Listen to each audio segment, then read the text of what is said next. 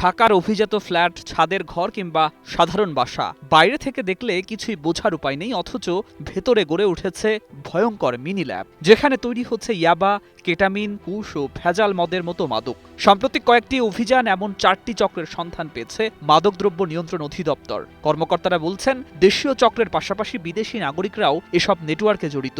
Dark web ও ক্রিপ্টোকারেন্সির মাধ্যমেও চলছিল তাদের লেনদেন। গত 25 মার্চ রাজধানীর উত্তরায় একটি বাসায় অভিযান চালিয়ে কেটামিন পাউডার তৈরির অভিযোগে চীনের 3 নাগরিককে গ্রেপ্তার করা হয়। তদন্তকারীরা জানান, অস্ত্রোপচারে ব্যবহৃত তরল কেটামিন বিশেষ প্রক্রিয়ায় পাউডারে রূপান্তর করা হচ্ছিল। পরে সেগুলো কুরিয়ার সার্ভিসের মাধ্যমে মালয়েশিয়া, দুবাই ও শ্রীলঙ্কায় পাঠানো হতো। এই ঘটনায় তরল কেটামিন সরবরাহের অভিযোগে আরও 2 জন ওষুধ বিক্রেতাকে গ্রেপ্তার করা হয়। ডিএনসির তথ্য অনুযায়ী এই চক্র ডার্ক ওয়েবে অর্ডার নিত এবং ক্রিপ্টোকারেন্সিতে লেনদেন করত। নোভা এলইডি টিভি, ঝকঝকে ছবি, নিখুঁত শব্দ, 5 বছরের ওয়ারেন্টি। নোভা মানি, সঠিক মান, নিশ্চিত সেবা।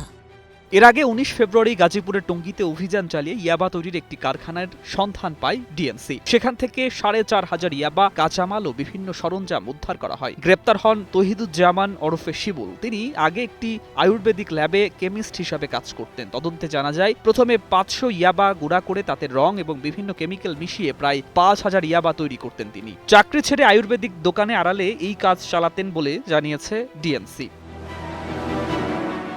রাজধানীর ওয়ারিতেও মিলেছে অপ্রচলিত মাদক কুশের ল্যাব। গত 7 জানুয়ারি তৌসিফ হাসান নামে এক ব্যক্তির বাসায় অভিযান চালিয়ে কুশ চাষের সরঞ্জাম, গাছ ও বীজ উদ্ধার করা হয়। ডিএনসির কর্মকর্তারা জানান, যুক্তরাষ্ট্রের ক্যালিফোর্নিয়া থেকে কৌশল শিখে এসে তিনি বাসার ভেতর তাপমাত্রা নিয়ন্ত্রিত পরিবেশে কুশ চাষ করতেন। এই ঘটনায় তার এক বান্ধবীকেও গ্রেপ্তার করা হয়। তদন্তকারীরা বলছেন, উন্নত জাতের মারিজুয়ানা হিসাবে পরিচিত এই কুশ বাংলাদেশে নতুন ধরনের মাদক সংকটের আশঙ্কা তৈরি করছে।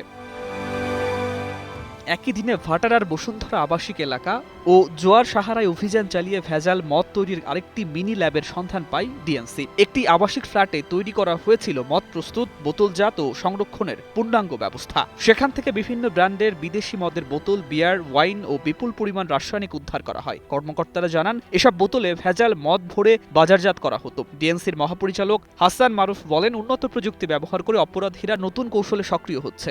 এমন চক্রের বিরুদ্ধে নজরদারি আরও বাড়ানো হয়েছে। News desk, 21 television.